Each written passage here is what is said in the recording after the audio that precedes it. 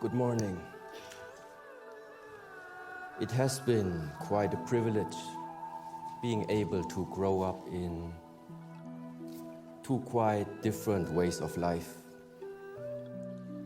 I was born in Germany and at the same time had the chance to learn more about an ancient art coming from the Shaolin Temple. When you grow up in an Asian family, it is quite common that firstly, you don't argue with your father, and secondly, you either become medical doctor, engineer, or lawyer, elsewise your parents will be very unhappy. So, having that said, I finished my academic education with 2 university degrees, MBA, and quite a collection of different certificates and diplomas. Everything that my parents thought be useful to have. But throughout this education, I felt something was missing. Because I was learning about many different aspects. How the plant is working, what an atom is made out of, how a political system is functioning.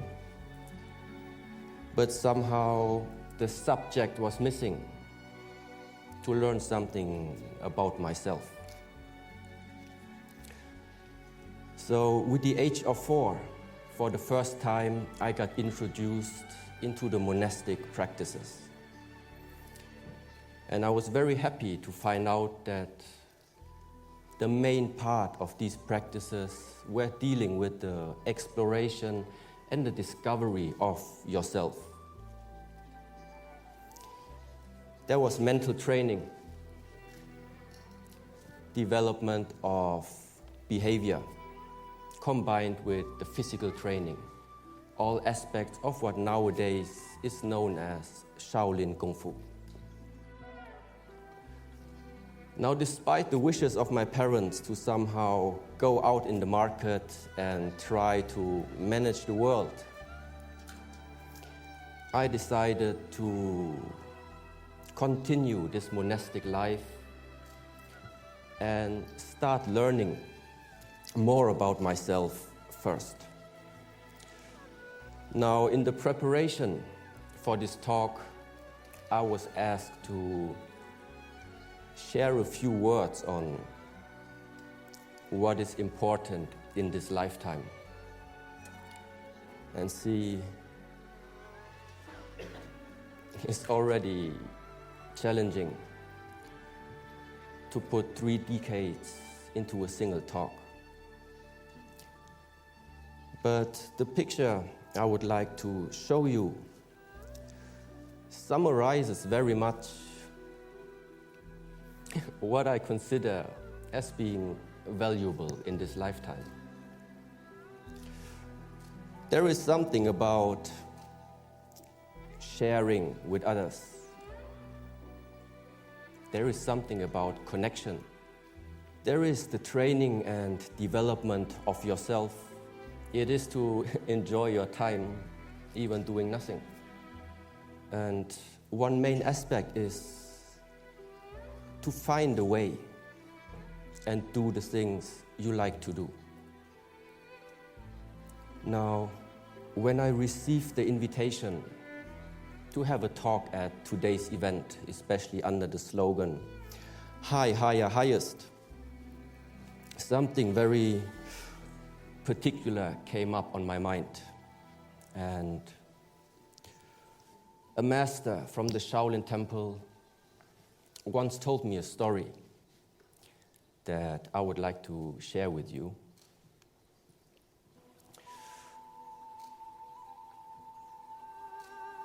A man was living close to a mountain, and every day he was thinking, how would it be to climb that mountain, and what would I see on the peak? So finally the day came, and the man went on the journey. arriving at the foot of the mountain, he met the first traveler. So he asked, "How did you get up the mountain and what did you see from the top?" And so the traveler shared his path and also the view that he had. But then the man was thinking, the way that this traveler described to me sounds very exhausting. I need to find another way to climb.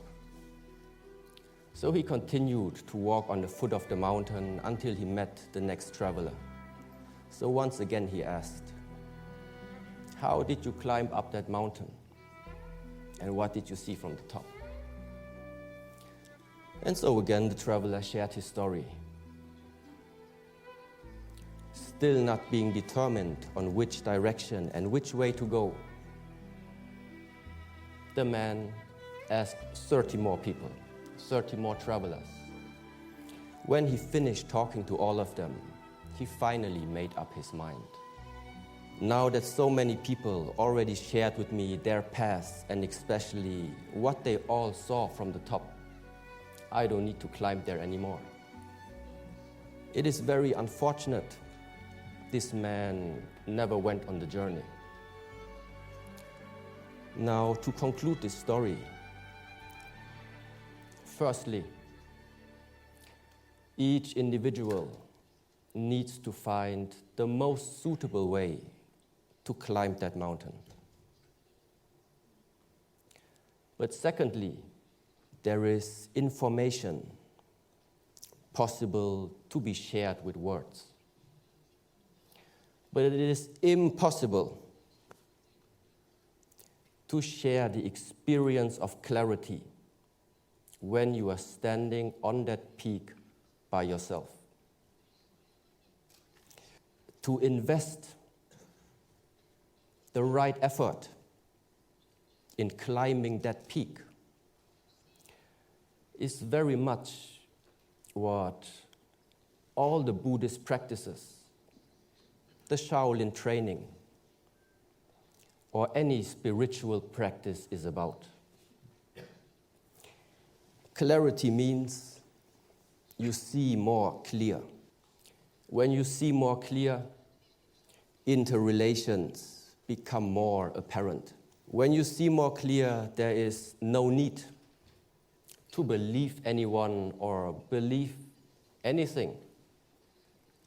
Seeing clear means you can distinguish for yourself which is the proper direction to take and which decisions do I have to make in order to make my goals or aspirations start to shape. Now, at today's talk, you will have the chance to become inspired by quite a lot of different travelers. But in this particular talk, I can't and I won't tell you which way to go. It's just that along your personal journey, you will encounter challenges. Those challenges will either prevent you or some of them even stop you from moving on and climbing that mountain. In the Shaolin Temple, we refer to them as the 5 hindrances. The 5 hindrances are describing different states of the mind. In those states of the mind, it becomes very hard to see clearly and therefore engage in the right decisions. The first hindrance is called sensual desire.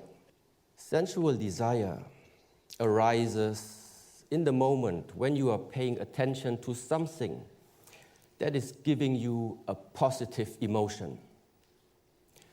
This positive emotion can originate from 5 gates of your body: seeing, hearing, smelling, tasting, or feeling.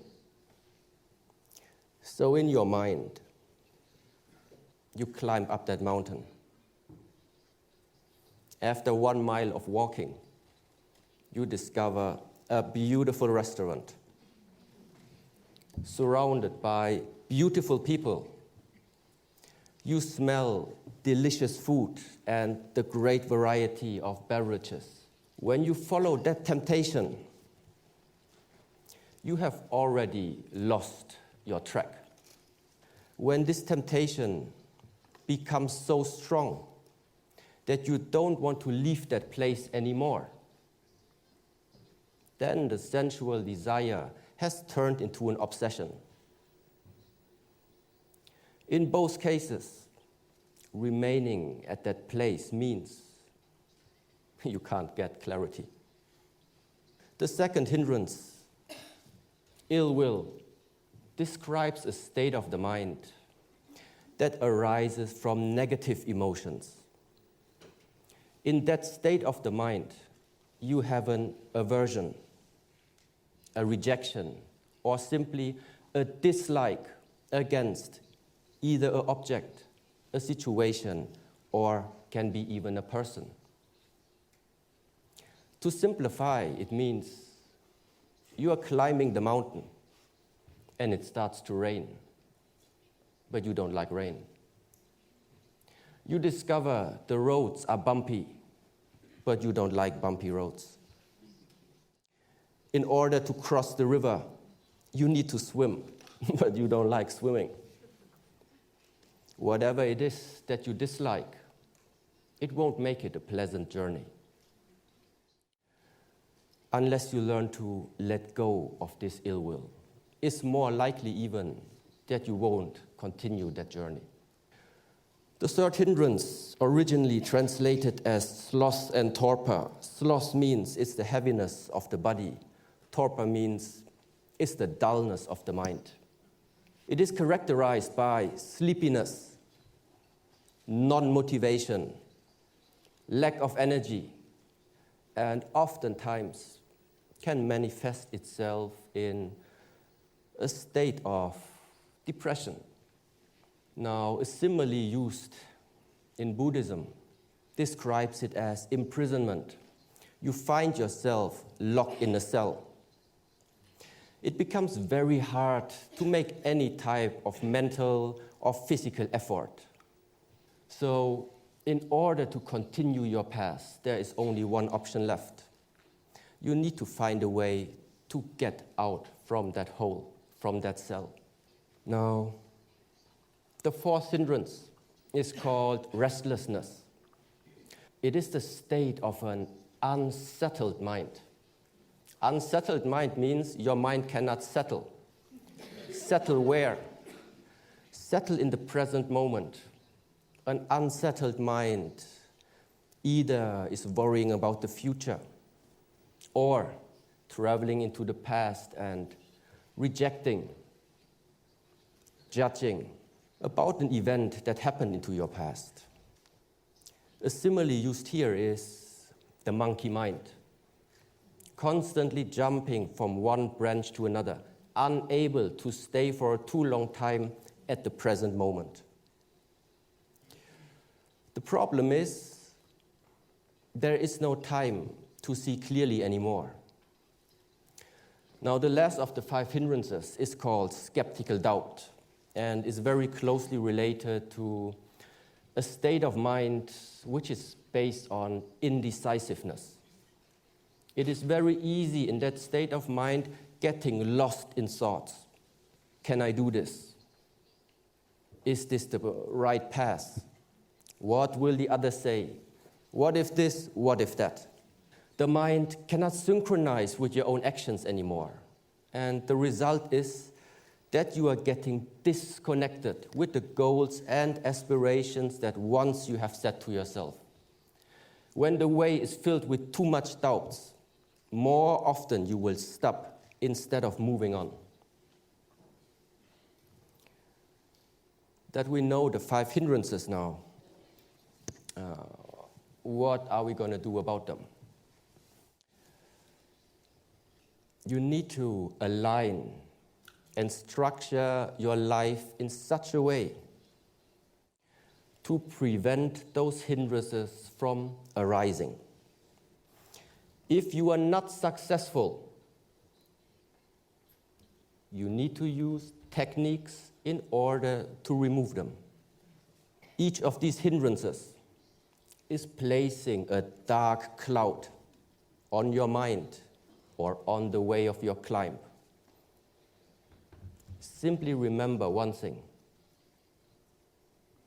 Just let it rain. This is a 4-step method to help you removing those hindrances. The first step is recognize in what state of the mind you are finding yourself in. Afterwards, learn to accept, acknowledge, and allow the situation or a person to be the way how it is, to be the way how they are. Investigate your emotional and mental state and ask questions. Why did it come up? What is going to be the consequence if I remain in that state? And ultimately, non-identification means it is the practice. I am not the body. I am not the mind. I am not my emotion. It's just that I can see all these 3 aspects about me.